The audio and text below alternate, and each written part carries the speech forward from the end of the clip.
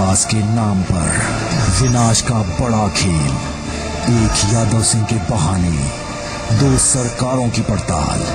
हर यादव सिंह होगा बेनकाब। अरबों के खेल में और कितने धन कुबेर। हर डील की पूरी डिटेल। जी संगम की सबसे बड़ी मुहिम। नमस्कार, आप देख रहे हैं हमारी खास पेशकश। मैं हूं अजीत। जिन्हें जनता की सेवा के लिए रखा गया, जिन्हें लोगों की भलाई के लिए, उनकी बेहतरी के लिए नौकरी मिली, योजनाएं बनाने की जिम्मेदारी दी गई, उन्हीं अफसरों ने दफ्तरों को लूट का अड्डा बना डाला, रिश्वतखोरी की दुकानें सजा ली। यादव सिंह जैसे भ्रष्ट अफसरों ने पूरे सिस्टम को बर्बाद कर डाला। ईमानदारी से जो महीने में चंद हजार रुपए कमाते, 60 से वो देखते ही देखते करोड़ों की काली कमाई के मालिक बन बैठे। भ्रष्ट अफसरों पर कानून का शिकंजा कसता जा रहा है। अब करप्शन पर एक्शन का समय आ गया है। विकास के नाम पर विनाश का बड़ा खेल। एक यादव सिंह के बहाने दो सरकारों की पड़ताल। हर यादव सिंह होगा बेनकाब। अरबों के खेल में और कितने धन कुबेर।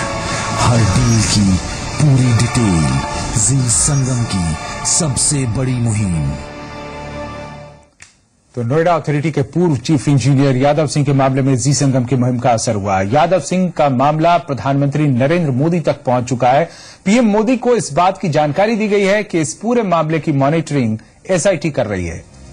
एसआईटी ने यादव सिंह से जुड़े मामले पर ईडी, सीबीआई और सीबीडीटी को बारीकी से नजर रखने का निर्देश दिया है। सूत्रों के मुताबिक एसआईटी ने निर्देश देते हुए यह कहा है कि यादव सिंह के खिलाफ बन रहे आपराधिक मामले पर सीबीआई नजर रखे, जबकि मनी लॉन्ड्रिंग के मामले की ईडी और टैक्स चोरी के मामले की सीबीडीटी जांच करे। आपको बताएं कि इस एसआईटी की जवाबदेही सीधे सुप्रीम कोर्ट के पास है। जी संगम शुरू से इस बात को कह रहा था कि आयकर विभाग की एक कार्रवाई कहीं न कहीं एसआईटी के निर्देश पर हो रही है। वो एसआईटी जिसका गठन सुप्रीम कोर्ट के निर्देश पर केंद्र सरकार ने किया था। 27 तारीख को, बीते 27 तारीख को जब यादव सिंह के ठिकानों पर इनकम टैक्स की छापेमारी हुई थी, उसी दिन जी संगम ने इस बात की संभावना जताई थी कि काले धन का पता लगाने की दिशा में यह कदम उठाया गया है और एसआईटी के निर्देश पर ही इनकम टैक्स ने यादव सिंह के ठिकानों पर छापेमारी की है।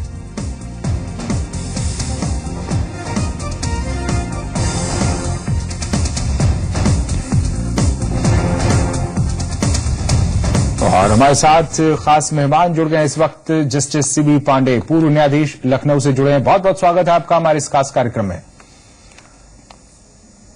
जस्टिस पांडे, क्या अब एसआईटी जिस तरीके से इसकी निगरानी कर रही है, इसमें अब आगे की कार्यवाही क्या होगी? जिस तरीके से उसने कहा है कि सीबीआई, ईडी और सीबीडीटी सभी अपनी निगाहें बनाए रखें इस पूरे मामले पर, इसका मतलब क्या हुआ? अब ये सब विभाग किस तरीके से इस पूरे जांच प्रक्रिया में, इस पूरी जांच प्रक्रिया को देखेंगे, मॉनिटर करेंगे और इसमें किस तरह की उनकी भूमिका होगी? कैसे वो आगे मामले को बनाएंगे जो उनके विभाग से जुड़ा हुआ मामला हो? देखिए, एसआईटी को तो ये पूरा ही अधिकार है कि कहीं भी काला धन है, चाहे देश के अंदर या देश के बाहर जी, तो उसको पता लगाए। अब काला धन का पता लगाने का मतलब ये है कि किसी के पास अगर बहुत सारा धन की खुलासा होता है तो निश्चित रूप से कोई भी आदमी अभी देश में तो ऐसा है नहीं कि अगर वो सरकारी नौकरी कर रहा हो और उसके पास अरबों की संपत्ति आ जाए। सरकारी नौकर का तो हो नहीं सकता। तो इसलिए साफ है कि उस सरकारी नौकर के पास अगर इतना पैसा निकला है तो कहीं न कहीं से उसके स्रोत हैं जो कि काले धन के रूप में वो आ रहे हैं या वो खुद उस काला धन बना रहा है। तो निश्चित रूप से एसआईटी जब इस मामले को, जितनी भी जांच एजेंसियां हैं, चाहे इनकम टैक्स डिपार्टमेंट हो, चाहे ईडी डिपार्टमेंट हो, उसको पूरा अधिकार है कि बताइए इन पैसे का सोर्स क्या है जी। और इस पैसे के, एक तो यादव की बात है, यादव के पास तो इतने पैसे आए, लेकिन इस यादव के पैसे जो है कहां से आ रहे हैं, सोर्स से बहुत पता लग जाएगा जी कि सोर्स से आ रहे हैं और फिर कहां वो जा रहे हैं। तो कुछ तो यादव के पास पैसे रुके होंगे और कुछ निश्चित रूप से दूसरे लोगों के पास गए होंगे। तो जो दूसरे लोगों के पास पैसे गए वो लोग कौन कौन है, उनके पास कितना अमाउंट पैसा गया, तो ये सारा अगर आप देखेंगे तो इससे ये बहुत मतलब एसआईटी का ये बहुत बड़ा अच्छा कदम है।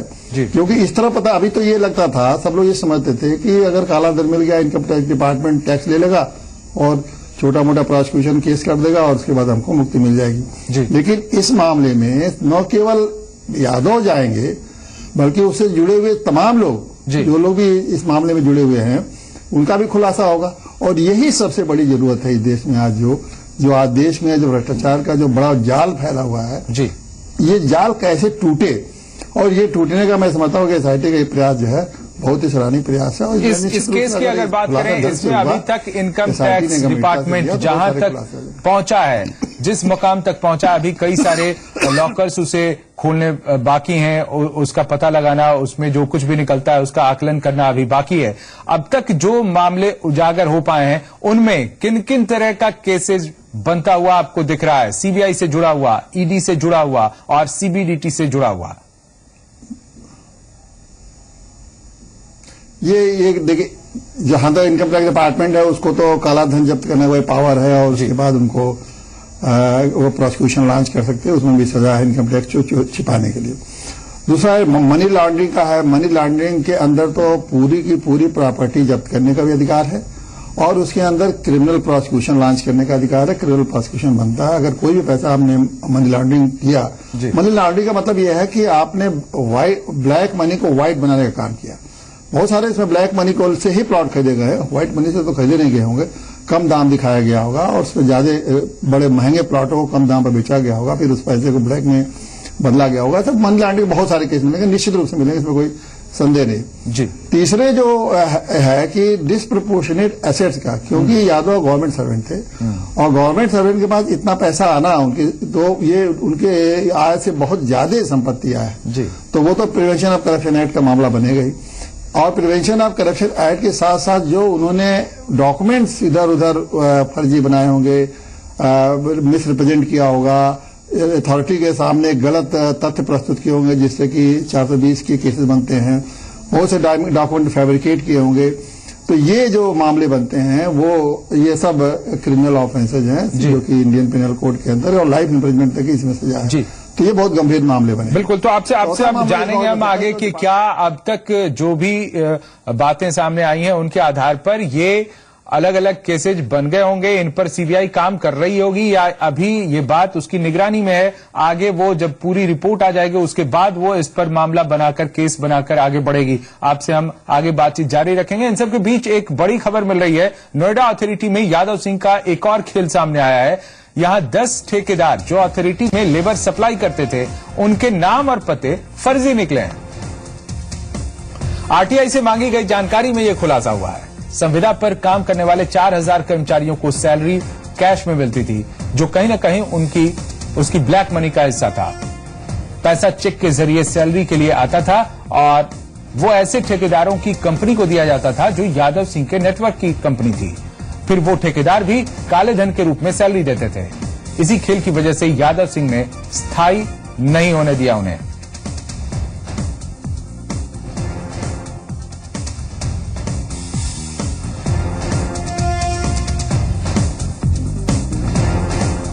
और साथ ही यादव सिंह के मामले में केंद्रीय एजेंसियों के इस कड़े रुख को देखते हुए यूपी की ब्यूरोक्रेसी में हड़कंप मचा हुआ है। सूत्रों के मुताबिक यादव सिंह पर मेहरबान रहने वाले अफसर अब इस मामले को मैनेज करने में जुटे हैं। ये बताया जा रहा है कि जांच एजेंसियों का रुख जानने के लिए कई अफसर दिल्ली पहुंच गए हैं। आपको बताएं कि यूपी कैडर के कई आईएएस, पीसीएस अफसरों के यादव सिंह से गहरे रिश्ते हैं। इसके अलावा कई अफसरों के व्यावसायिक संबंध भी यादव सिंह के साथ हैं।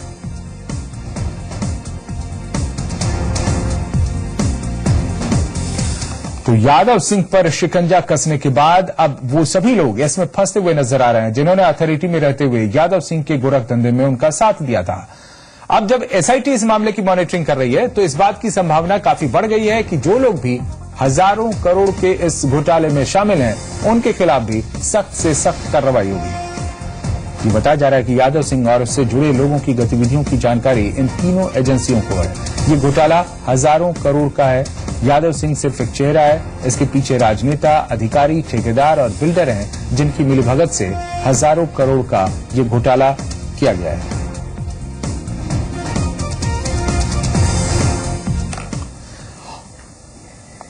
और इन सब के बीच एक एनजीओ ने यादव सिंह के परिजनों के नाम से खुली कंपनियों की लिस्ट जारी किया है। एनजीओ की इस लिस्ट के मुताबिक यादव सिंह के बेटे सन्नी यादव के नाम पर है कंपनी, बेटी करुणा यादव, बहू गरिमा यादव और यादव सिंह की पत्नी कुसुम लता के नाम से कई कंपनियां हैं। इसके साथ ही यादव सिंह के करीबी कुमार सौरभ, आर.के. महेश्वरी, सरोज सिंह, राजू साई, नम्रता मनोचा और आर.के. मनोचा, अभय महेश्वरी, मनीष कुमार और प्रेम प्रदीप के नामों पर भी कंपनियां चल रही हैं।